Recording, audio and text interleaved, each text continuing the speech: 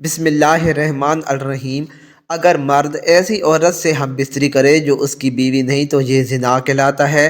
ضروری نہیں کہ ساتھ سونے کو ہی زنا کہتے ہیں، بلکہ چھونا بھی زنا کا حصہ ہے، اور کسی پرائی عورت کو دیکھنا آنکھوں کا زنا ہے۔ زنا کو اسلام میں بہت بڑا گناہ شمار کیا گیا ہے، اور اسلام میں ایسے کرنے والوں کے لیے سزا دنیا میں رکھی، اور مرنے کے بعد اللہ اس کی سخت سزا دیں گے۔ زنا کی سزا کیا ہے اور اس بارے میں قرآن و حدیث میں کیا احکام ہے، اور ایسی کون کون سی عورتیں ہیں جن پر زنا کی سزا عائد نہیں ہوتی، اگرچہ ان پر زنا کا جرم ثابت بھی ہو جائے لیکن ان پر شرعی حد لاگو نہیں ہوگی۔ حضرت محمد صلی اللہ علیہ وآلہ وسلم نے ارشاد فرمایا، مومن ہوتے ہوئے تو کوئی زنا کر ہی نہیں سکتا۔ اللہ تعالیٰ قرآن پاک میں فرماتا ہے، اور دیکھو زنا کے قریب بھی نہ جاؤ، یہ بے حیائی اور برا راستہ ہے۔ اگر زنا کرنے والے شادی شدہ ہوں تو کھلے میدان میں پتھر مار ڈالا جائے، اور اگر کنوارے ہوں تو 100 کوڑے مارے جائیں۔ آج کل یہ دیکھنے میں آیا ہے کہ اس گناہ میں بہت سے لوگ شامل ہیں، خاص کر اس بازار میں جہاں عورتیں اور مرد جاتے ہیں۔ کسی کا ہاتھ کسی کو لگ رہا ہے، کہاں لگتا ہے کچھ معلوم نہیں ہوتا، چاہے لڑکا ہو یا لڑکی۔ پھر اس گناہ کو کرنے کے بعد اپنے دوستوں کو بڑی شان سے سناتے ہیں، بلکہ ان کو بھی ایسا کرنے کی رائے دیتے ہیں۔ اگر اکیلے کوئی لڑکا یا لڑکی غلط کام کرتے ہیں تو اس کا گناہ اس کے ماں باپ کو بھی ملتا ہے، کیونکہ انہوں نے اس کی جلدی شادی نہیں کی، جس کی وجہ سے وہ غلط کام کرنے پر لگ گئے، اور شادی کی عمر ہونے کے بعد بھی ماں باپ ان کی شادی نہ کریں تو اللہ تعالیٰ ناراض ہو جاتا ہے، اور ان کے گھر سے برکت ختم ہو جاتی ہے، اور ان ماں باپ سے اللہ قیامت کے دن حساب لے گا۔ ایک جگہ اللہ نے قرآن پاک میں فرمایا، پاک دامن لڑکیاں پاک دامن لڑکوں کے لیے ہیں۔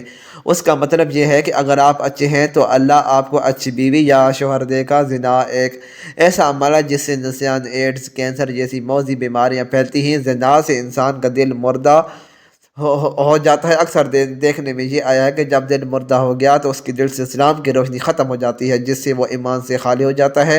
انسان جو بھی غلط کام کرتا ہے اس کی قیمت اس کے بچوں، ماں یا بہن کو اس دنیا میں ہی ادا کرنا پڑتی ہے۔ امام شافعی رحمۃ اللہ علیہ کہتے ہیں، زنا ایک قرض ہے، اگر تو ایسا قرض لے گا تو تیرے گھر سے یعنی تیری بہن بیٹی سے وصول کیا جائے گا۔ اس کبیرہ گناہ کی بھی اور سزائیں ہیں، لہذا خود بھی بچیں اور اپنے دوستوں کو بھی بچائیں۔ اگر آپ نے جنسی قصہ اپنے کسی دوست یا کسی سہیلی کو سنایا اور اس کے دل میں بھی ایسا کرنے کی بات آ گئی اور اس نے وہ کام کر لیا، اس کا گناہ آپ کو بھی ملے گا، کیونکہ آپ نے ہی اس کو غلط راستہ دکھایا ہے۔ قرآن حدیث میں ہمیں زنا کی سزا اور اس کے برا ہونے کے بارے میں بتایا گیا ہے۔ اللہ تعالیٰ فرماتے ہیں، زنا کے قریب بھی نہ جاؤ، یہ بے حیائی اور برا راستہ ہے۔ زانیہ اور زانی کو کوڑے مارو، ہر ایک کو ان کے دونوں میں سے 100 کوڑے۔ اس طرح نبی صلی اللہ علیہ وآلہ وسلم نے فرمایا، شادی شدہ مرد و عورت اگر زنا کرے تو ان دونوں کو سنسار کر دو، یہ اللہ تعالیٰ کی طرف سے سزا ہے۔ زانی ایمان کی حالت میں زنا نہیں کرتا، یعنی جب وہ زنا کرتا ہے تو وہ ایمان سے خالی ہو جاتا ہے۔ رسول کریم صلی اللہ علیہ وآلہ وسلم سے بڑے گناہوں کے بارے میں پوچھا گیا تو آپ صلی اللہ علیہ وآلہ وسلم نے فرمایا، ہمسائے کی بیوی سے گناہ کرنا بڑے گناہوں میں سے ایک گناہ ہے۔ زنا کرنے والا مسلمان عاقل و بالغ ہو، جس نے یہ جرم اپنے اختیار سے کیا ہو اور جرم کے لیے اس پر کوئی زبردستی نہ کی گئی ہو۔ رسول اکرم صلی اللہ علیہ وآلہ وسلم نے فرمایا، 3 قسم کے لوگوں کا کوئی عمل نہیں لکھا جاتا، یعنی 3 قسم کے ایسے لوگ ہیں جنہوں نے اگر زنا کیا بھی ہو تو دین اسلام کی روح سے کوئی حد لاگو نہیں ہوتی۔ ایک تو وہ جو نابالغ جب تک بالغ نہ ہو جائے، وہ شخص جو سویا ہوا ہو جب تک بیدار نہ ہو جائے۔ تیسرا وہ کہ جس کا دماغی توازن ٹھیک نہ ہو، دیوانہ ہو، مجنون ہو، اس پر بھی اس کی کوئی حد نہیں ہے۔ آپ صلی اللہ علیہ وآلہ وسلم نے فرمایا، میری امت کے بھول چوک جس چیز پر وہ مجبور کیے جائیں معاف کر دیا گیا ہے، یعنی اگر آپ سے کوئی بھول چوک ہو گئی ہے اللہ تعالیٰ آپ کو معاف فرما دیں گے، یا کسی چیز پر آپ کو مجبور کیا گیا ہے تو وہ بھی اللہ تعالیٰ آپ کو معاف فرما دیں گے۔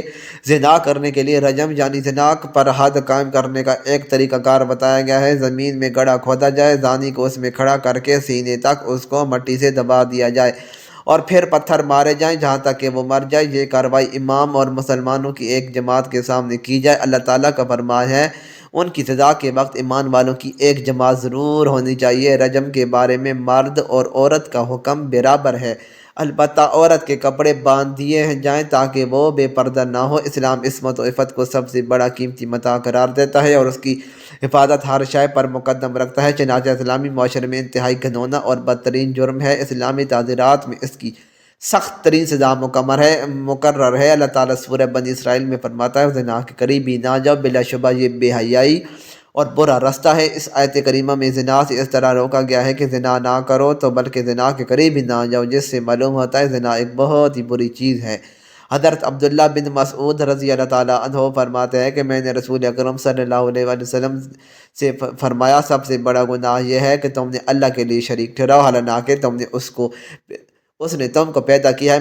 میں نے پوچھا اس کے بڑا گناہ کون سا ہے؟ فرمایا یہ تم اس خوف سے اپنے بچوں کو قتل کر دو کہ وہ تمہارے ساتھ کھانا کھائے گا۔ میں نے پوچھا پھر کون سا بڑا گناہ ہے؟ آپ صلی اللہ علیہ وآلہ وسلم نے فرمایا کہ پڑوسی کی بیوی سے زنا کرو۔ ابتدائی اسلام میں زنا کی سزا یہ تھی کہ زنا کرنے والی شادی شدہ عورتوں کو تاحیات گھروں میں بند کر دیتے تھے، اور کنواری لڑکیوں یا غیر شادی شدہ مردوں کو زنا کرنے پر زنجبیر و توبیخ اور ڈانٹ پیٹ کی جاتی تھی، جیسے اللہ تعالیٰ کا ارشاد ہے کہ اور جو تمہاری عورتیں زنا کریں تو ان پر 4 مردوں کی گواہی طلب کرو، پھر اگر وہ گواہی دے دیں تو ان عورتوں کو گھروں میں بند کر دو تا وقت یہ کہ ان کو موت آ جائے، یا اللہ تعالیٰ ان کے لیے رستہ بیان کر دے۔ تم میں سے جو لوگ زنا کرے تو تم ان کو ڈانٹ پیٹ سے اذیت پہنچاؤ، پس اگر وہ توبہ کر لیں اور ٹھیک ہو جائیں تو ان کو کچھ نہ کہو، بے شک اللہ تعالیٰ توبہ قبول کرنے والا اور بہت رحم کرنے والا ہے۔ اللہ تعالیٰ سے دعا ہے اللہ تعالیٰ ہمیں زنا جیسے موذی مرد اور اس کبیرہ گناہ سے بچائے، آمین ثم آمین۔ مزید اچھی ویڈیوز کے لیے چینل کو ضرور سبسکرائب کریں، ویڈیو کو لائک اور شیئر کرنا نہ بھولیں۔ شکریہ۔